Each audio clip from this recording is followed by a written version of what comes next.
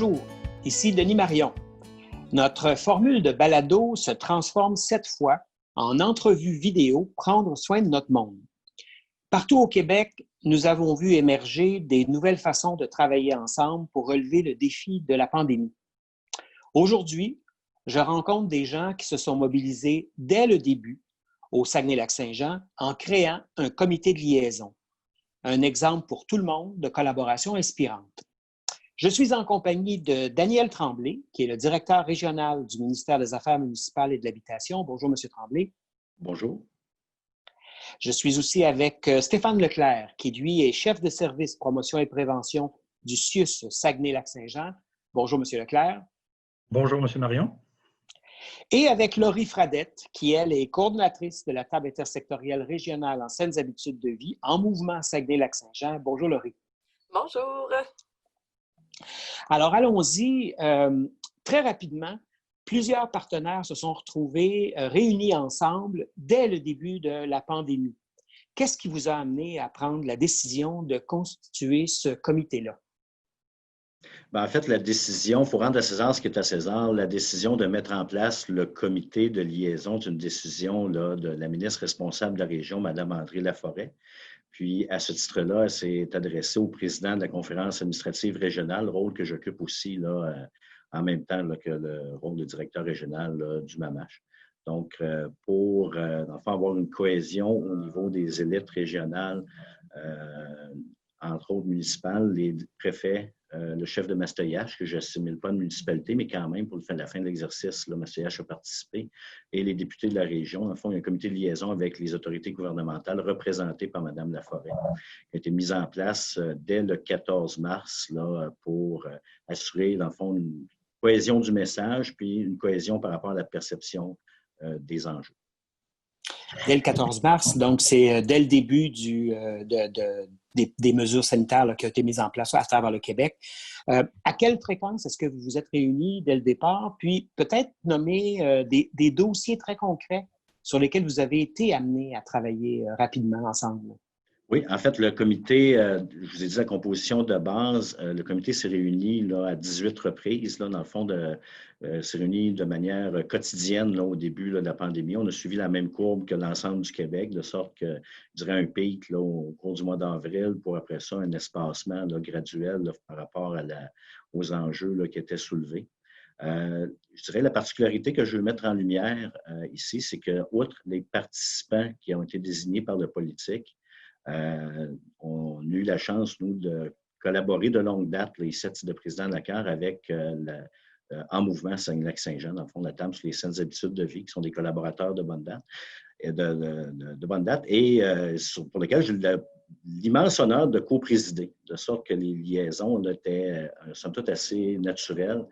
Le fait que je connaissais la table, dans le fond, En Mouvement, son principe là, moteur qui est la synergie puis la mobilisation des membres, en fait, étant donné que la table aussi a dû se re-questionner puis se repositionner dans le contexte là, de mouvance de l'époque.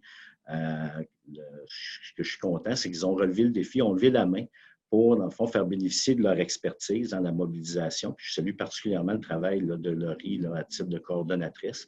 Je sais son pain et son beurre. Et dans le fond, elle a agi pour la direction régionale du ministère des Affaires municipales dans les travaux du comité. Parce que les comités, c'est bien beau se rencontrer, mais ça prend un travail en amont là, pour amener de la matière.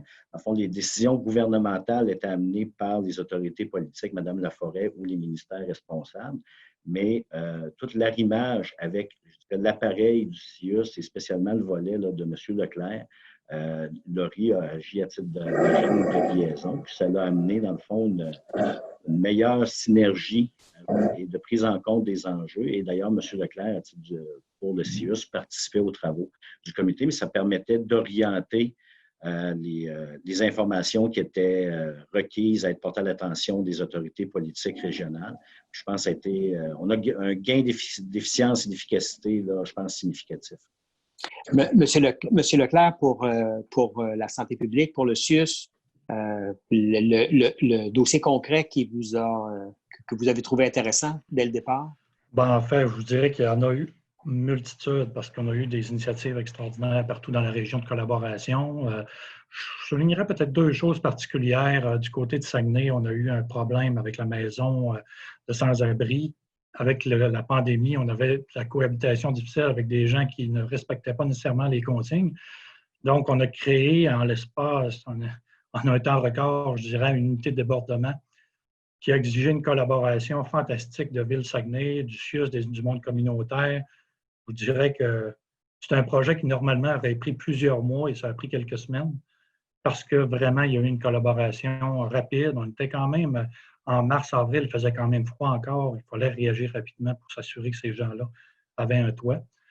L'autre projet intéressant du côté d'Alma, c'est qu'on a eu un problème au niveau de la surpopulaire d'Alma avec le retrait des aînés 70 ans et plus du bénévolat.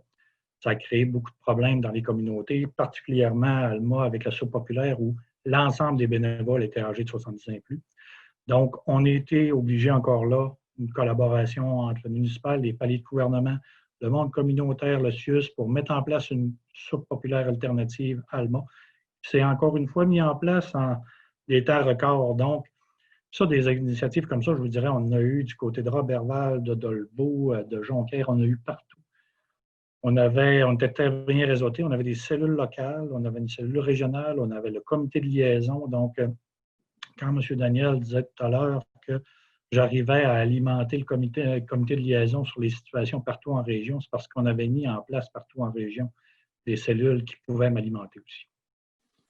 Je suis curieux de savoir si cette expérience de collaboration assez intense, évidemment, en plus en situation d'urgence, vous inspire pour des collaborations étroites pour l'avenir.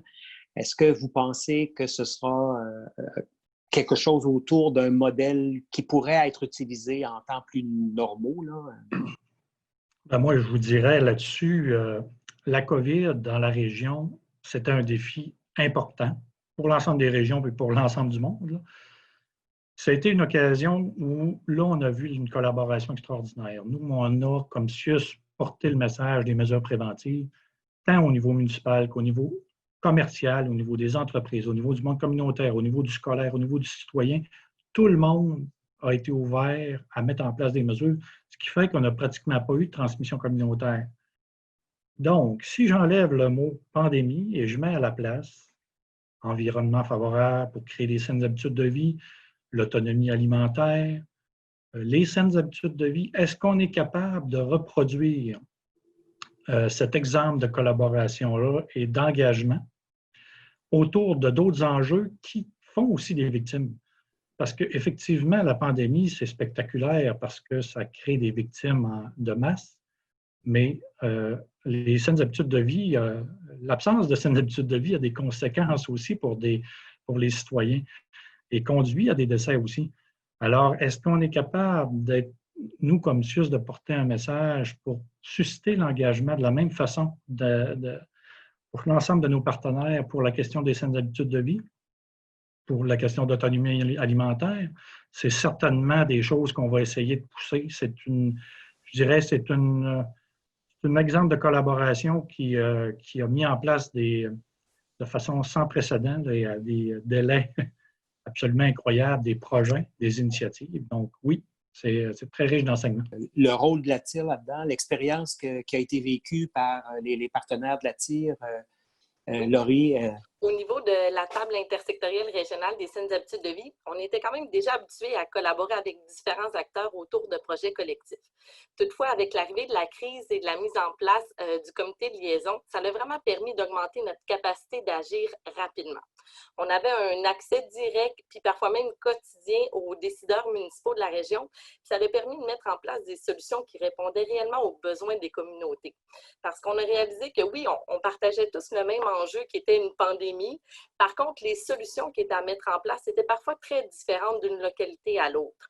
Donc, je crois que le comité de liaison nous a vraiment démontré que quand on travaille à la santé et au bien-être des citoyens, bien, ça doit passer par des collaborations intersectorielles. L'enjeu de la santé, c'est complexe, c'est gros. Il n'y a pas un seul acteur qui va détenir autant d'expertise, des compétences, des leviers pour y arriver seul.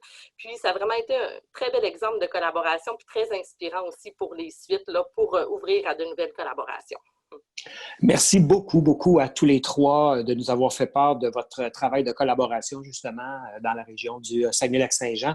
Je suis profondément convaincu que ça va inspirer bien des gens dans d'autres régions au Québec qui, eux aussi, ont vécu toutes sortes d'expériences depuis les derniers mois au cours de la pandémie. Merci énormément, M. Tremblay, M. Leclerc, Mme Fradette. Et pour d'autres histoires de collaboration inspirantes, rendez-vous sur notre site web prendre soin de notre monde.com. Bonne journée tout le monde.